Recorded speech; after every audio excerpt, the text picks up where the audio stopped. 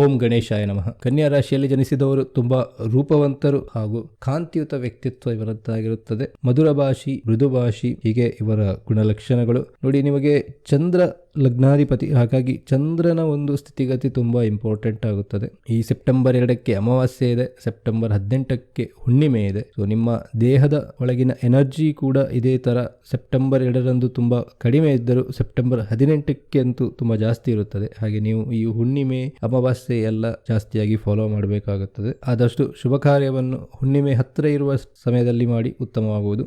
ಇನ್ನು ಒಂದು ಸರ್ತಿ ನಾವು ಗ್ರಹಗಳ ಸ್ಥಿತಿಗತಿಯನ್ನು ನೋಡೋಣ. 1ನೇ ಮನೆಯಲ್ಲಿ ಯಾವುದೇ ಗ್ರಹ ಇಲ್ಲ. 2ನೇ ಮನೆಯಲ್ಲಿ ಸೂರ್ಯ ಸ್ವಕ್ಷೇತ್ರದಲ್ಲಿದ್ದಾನೆ. 3ನೇ ಮನೆಯಲ್ಲಿ ಬುಧ ಉಚ್ಚನಾಗುತ್ತಿದ್ದಾನೆ ಹಾಗೂ ಕೇತು ಕೂಡ ಇವನ ಜೊತೆ ಇದ್ದಾನೆ. 4ನೇ ಮನೆಯಲ್ಲಿ ಶುಕ್ರ ನೀಚನಾದ್ರೂ ಸೆಪ್ಟೆಂಬರ್ 18ರ ನಂತರ ಶುಕ್ರ 5ನೇ ಮನೆಗೆ ಸಂಚಾರ, ಮೂಲ ತ್ರಿಕೋನ ರಾಶಿ. 8ನೇ ಮನೆಯಲ್ಲಿ ಶನಿ, 9ನೇ ಮನೆಯಲ್ಲಿ ರಾಹು, 11ನೇ ಮನೆಯಲ್ಲಿ ಗುರು ಹಾಗೂ 12ನೇ ಮನೆ ವ್ಯಯಸ್ಥಾನದಲ್ಲಿ. ನೋಡೋಣ ಕರ್ಕಾಟಕ ರಾಶಿಯವರಿಗೆ ಸೆಪ್ಟೆಂಬರ್ ಮಾಸದ ಭವಿಷ್ಯ ಹೇಗಿದೆ ಎಂದು. ನಿಮಗೆಲ್ಲರಿಗೂ ವೇದಾಂಗ ಅಸ್ಟ್ರಾಲಜಿ ಚಾನೆಲ್ಗೆ ಆಧಾರದ ಸ್ವಾಗತ. ಸೆಪ್ಟೆಂಬರ್ 15ರವರೆಗೆ ಸೂರ್ಯ ತನ್ನ ಸ್ವಂತ ರಾಶಿಯಾದ ಸಿಂಹದಲ್ಲಿ ಇದ್ದಾನೆ. ಇದು ಅವನ ಮೂಲ ತ್ರಿಕೋನ ರಾಶಿ ಕೂಡ ಹೌದು. ಹಾಗಾಗಿ 2ನೇ ಮನೆಗೆ ಸಂಬಂಧಪಟ್ಟಂತಹ ವಿಚಾರಗಳು, ಹಾಗಾಗಿ ನಿಮ್ಮ ಇನ್ವೆಸ್ಟ್ಮೆಂಟ್, ಸ್ಟಾಕ್ ಮಾರ್ಕೆಟ್ ಅಲ್ಲಿ ಎಲ್ಲ ಒಳ್ಳೆಯ ರಿಟರ್ನ್ ಬರುತ್ತದೆ ಈ ಸಮಯದಲ್ಲಿ. ಹಾಗೂ ಕುಟುಂಬದಲ್ಲಿ ಕೂಡ ವೃದ್ಧಿಯಾಗುವುದು, ಸಂಪತ್ತು ವೃದ್ಧಿಯಾಗುವುದು, ಧನಾಗಮನ ಕೂಡ ಆಗುವುದು. ಈ ಸಮಯದಲ್ಲಿ ನಿಮ್ಮ ಮಾತುಗಾರಿಕೆ ತುಂಬಾ ಉತ್ತಮ ಆಗಿರುತ್ತದೆ ಹಾಗೂ ಮೃಷ್ಟಾನ್ನ ಭೋಜನ ಸಿಗುವಂತಹ ಸಮಯ ಕೂಡ ಇದೆ. ಸೆಪ್ಟೆಂಬರ್ 16ಕ್ಕೆ ಕನ್ಯಾ ಸಂಕ್ರಮಣ, ಅಂದರೆ ಸೂರ್ಯ ಕನ್ಯಾ ರಾಶಿಗೆ ಪ್ರವೇಶ. 2ನೇ ಮನೆ ಅಧಿಪತಿ 3ನೇ ಮನೆಯಲ್ಲಿದ್ದಾಗ ಧನೇಶೇ ಸಹಜೇ ಜಾತು ವಿಕ್ರಮಿ ಮತಿಮಾನ್ ಗುಣಿ. ವಿಕ್ರಮರು ಹಾಗೂ ತುಂಬಾ ಗುಣವಂತರಾಗಿರುತ್ತೀರಾ ಈ ಸಮಯದಲ್ಲಿ ನೀವು. ಹೀಗೆ ಸೂರ್ಯನಿಂದ ಉತ್ತಮ ಧನ ಲಾಭ ಹಾಗೂ ಕುಟುಂಬದಲ್ಲಿ ಸುಖ ಶಾಂತಿ.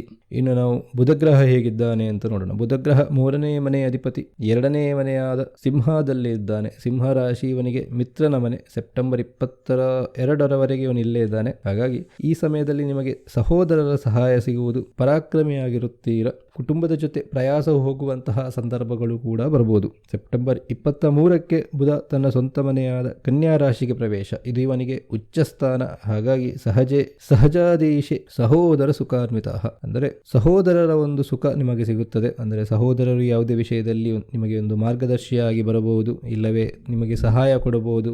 ಈ ಸಮಯದಲ್ಲಿ ನಿಮ್ಮ ಪರಾಕ್ರಮ ಉಚ್ಚ ಸ್ಥಿತಿಯಲ್ಲಿರುತ್ತದೆ. ಹಾಗಾಗಿ ಏನಾದರೂ ಶುಭ ಕಾರ್ಯ ಮಾಡಬೇಕೆಂದು ಬಯಸಿದರೆ ಸೆಪ್ಟೆಂಬರ್ 23ರ ನಂತರ ಟ್ರೈ ಮಾಡಿ. ನಿಮ್ಮ ಎನರ್ಜಿ ಲೆವೆಲ್ ತುಂಬಾ ಜಾಸ್ತಿ ಇರುತ್ತದೆ.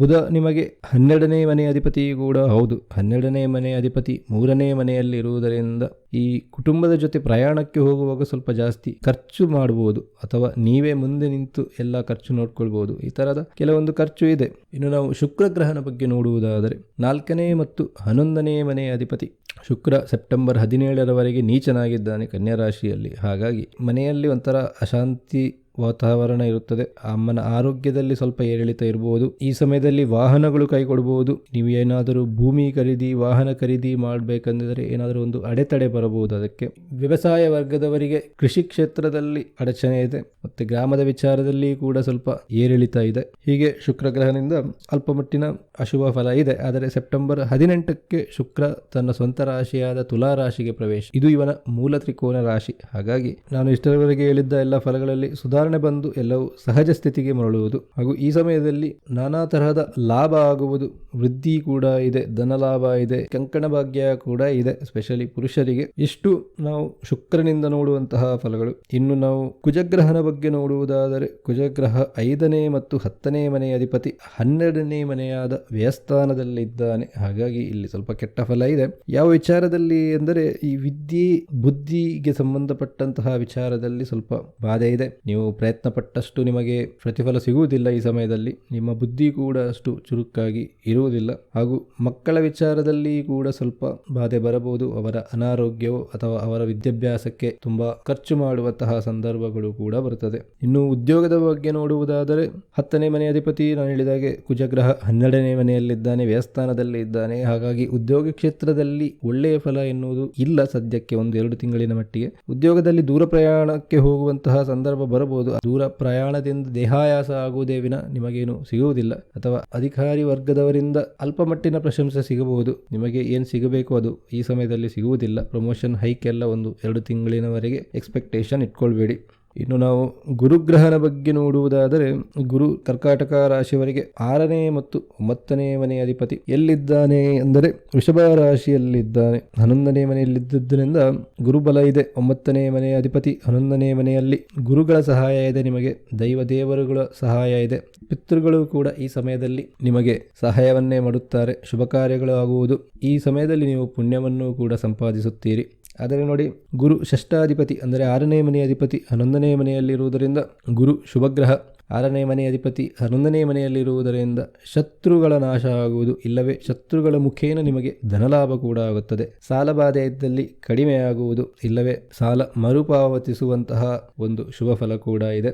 ಅನಾರೋಗ್ಯ ಇದ್ದಲ್ಲಿ ಸುಧಾರಣೆ ಕೂಡ ಕಂಡುಬರುತ್ತದೆ. ಹೀಗೆ ಗುರುಗ್ರಹನಿಂದ ಉತ್ತಮ ಫಲ ಕರ್ಕಾಟಕ ರಾಶಿಯವರಿಗೆ. ಇನ್ನು ಶನಿಗ್ರಹನ ಬಗ್ಗೆ ನೋಡುವುದಾದರೆ 7ನೇ ಮತ್ತು 8ನೇ ಮನೆಯ ಅಧಿಪತಿ 8ನೇ ಮನೆಯಲ್ಲಿದ್ದಾನೆ. ದಾರೇಶೇ ಮೃತ್ಯುವಾವಸ್ಥೆ ಜಾತಾಹ ದಾರ ಸುಖೋಜ್ಞಿತಾಹ. ಬಿಸ್ನೆಸ್ ಟ್ರಿಪ್ ಮೇಲೆ ನಿಮಗೆ ಎಲ್ಲೋ ಬೇರೆ ಕಡೆ ಹೋಗುವಂತಹ ಸಂದರ್ಭ ಬರುತ್ತದೆ. ಪತ್ನಿ ತವರಿಗೆ ತೆರಳಬಹುದು. ಹೀಗೆ ವೈವಾಹಿಕ ಜೀವನದಲ್ಲಿ ಸ್ವಲ್ಪ ಏರಿಳಿತ ಕಂಡುಬರುತ್ತದೆ. ಪರಸ್ಪರ ಕಲಹಗಳು ಆಗಬಹುದು. ಆದರೂ ನೋಡಿ, ಶನಿ ಕುಂಭರಾಶಿಯಲ್ಲಿ ಸ್ವಂತ ರಾಶಿಯಲ್ಲಿ ಇರುವುದರಿಂದ ಇದರ ಪ್ರಮಾಣ ತುಂಬಾ ಚಿಕ್ಕದಾಗಿರುತ್ತದೆ. ಮತ್ತು ನೋಡಿ, ಅಷ್ಟಮಾಧಿಪತಿ ಅಷ್ಟಮದಲ್ಲಿ ಮೂಲ ತ್ರಿಕೋನ ರಾಶಿಯಲ್ಲಿ ಇರುವುದರಿಂದ ಆಯುಷ್ಯ ವೃದ್ಧಿಯಾಗುವುದು. ಅನಾರೋಗ್ಯ ಇದ್ದಲ್ಲಿ ಚೇತರಿಕೆ ಕೂಡ ಕಂಡುಬರುತ್ತದೆ. ಇನ್ನು ರಾಹು ಕೇತುವಿನ ಬಗ್ಗೆ ನೋಡುವುದಾದರೆ 9ನೇ ಮನೆಯಲ್ಲಿ ರಾಹು ಇದ್ದಾನೆ. ಹೀಗಾಗಿ ಈ ಗ್ರಾಮಗಳ ಅಥವಾ ಸಂಘ ಸಂಸ್ಥೆಗಳ ಅಧ್ಯಕ್ಷತ ಸ್ಥಾನಕ್ಕೆ ನಿಮಗೆ ಆಹ್ವಾನ ಬರಬಹುದು. 3ರಲ್ಲಿ ಕೇತು ಇರುವುದರಿಂದ ಧನ, ಯಶಸ್ಸು, ಗುಣವಂತ ಈ ತರಹದ ಫಲಗಳು ನಿಮಗೆ ಸಿಗುತ್ತದೆ. ಇಷ್ಟರವರೆಗೆ ಹೇಳಿದ್ದೆಲ್ಲ ಗೋಚಾರ ಫಲಗಳು. ನಿಮ್ಮ ಮೂಲ ಜಾತಕದ ಫಲವನ್ನು ನೋಡಲು ಇಚ್ಛಿಸುವುದಾದರೆ ಸ್ಕ್ರೀನ್ನಲ್ಲಿ ಬರುವ ಈ ಇಮೇಲ್ಗೆ ಹುಟ್ಟಿದ ಸಮಯ, ದಿನಾಂಕ, ಸ್ಥಳವನ್ನು ಕಳುಹಿಸಿ. ನಾವು 1-2 ದಿನದಲ್ಲೇ ರಿಪ್ಲೈ ಮಾಡುತ್ತೇವೆ. ಈ ವಿಡಿಯೋ ಇಷ್ಟವಾದಲ್ಲಿ ಲೈಕ್, ಶೇರ್, ಸಬ್ಸ್ಕ್ರೈಬ್ ಮಾಡಿ. ಪೂರ್ತಿ ನೋಡಿದ್ದಕ್ಕೆ ಧನ್ಯವಾದಗಳು. ಸರ್ವಜನೋ ಸುಖಿನೋ ಭವಂತು.